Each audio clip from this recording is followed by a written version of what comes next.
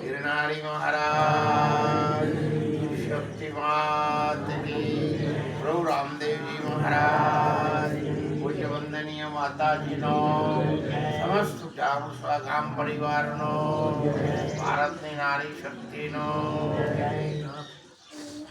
આજના મંગલ અવસરમાં પૂજ્ય માતાજી આદરણીય વિરમદાસ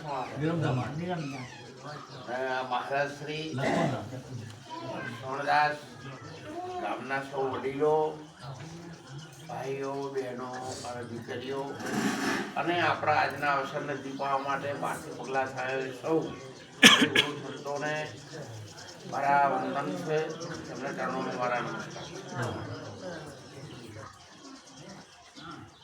બધાને થોડો પહેલાનો પરિચય આપી દઉં.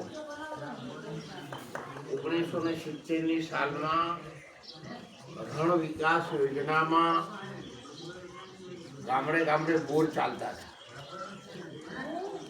એની વખત ટેકડા, ઝંડાલા, કોરડા, જારુસા, શેરપુરા, બામરોલી, હવે 14 ગામ ગવર્મેન્ટે મને આપ્યા. અને વારાહી એ વખત જૂના માણસોને ખબર છે, નરજીરામ ઠક્કરનો ડીઝલનો કોટો હતો અને તેજચંદભાઈ એ વખત પ્રમુખ હતા અને ત્યાંથી ડીઝલ બધું પ્રોવાઈડ કરતા અને રણ વિકાસ યોજનામાં લગભગ 1 વર્ષ સુધી નોકરી કરેલી. ત્યાર પછી ધરોલ ડેમ ગયો, દમણગંગા થઈ અને શિવપુર ડેમમાં થઈને દોતીવાડાથી મેરાજીને આવું છું.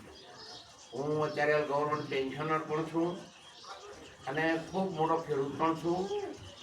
આખી દુનિયાનો COVID-19માં WHO સંસ્થા દ્વારા પણ સન્માનિત છું અને ગ્લોબલ એવો વિજેતા છું.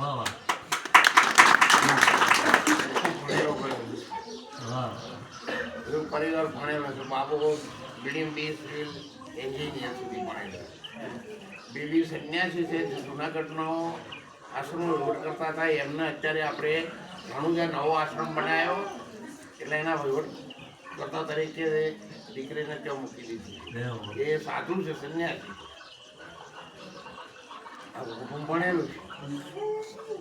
આ ભૂમિનો અને પછી મારી પ્રથમ નોકરી જ અહીંયા આવેલી એટલે હું આ બધા 14 ગામોની ભૂમિને પવિત્ર માનું છું, એને વંદન કરું છું. અને આ ફૂલનો તો એની અંદર જન્મ થયો એટલે તમે તો વધારે વંદનીય, તમે બધા નસીબદાર છો. એટલે સૌને મારા વંદન છે. શિવરાત્રી જુનાગઢ આવવાનું થાય તો પણ મોસ્ટ વેલકમ. તો સુંદર આશ્રમ બનાવ્યો 1989માં. મેં મોકાઈવાયેલું ખેતર રાખ્યું હતું.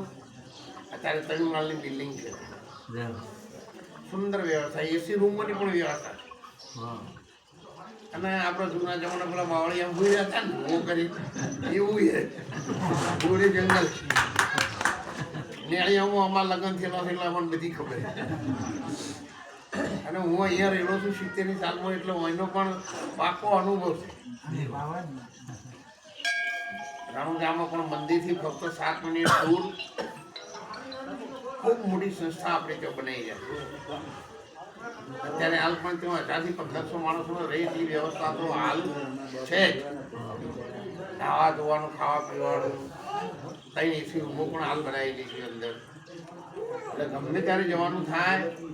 બધા આશ્રમો 24 કલાક ખુલ્લા જ હોય. જે સેવા હાજર હોય બધી આપણને મળી રહે. જમવાનું, નાવા ધોવાનું, ખાવા પીવાનું. અને તમે દરવાજે નીકળો એટલે જે બાબારી બોલી રવાનું, મારી પાસેથી બધું લેવાનું નહીં.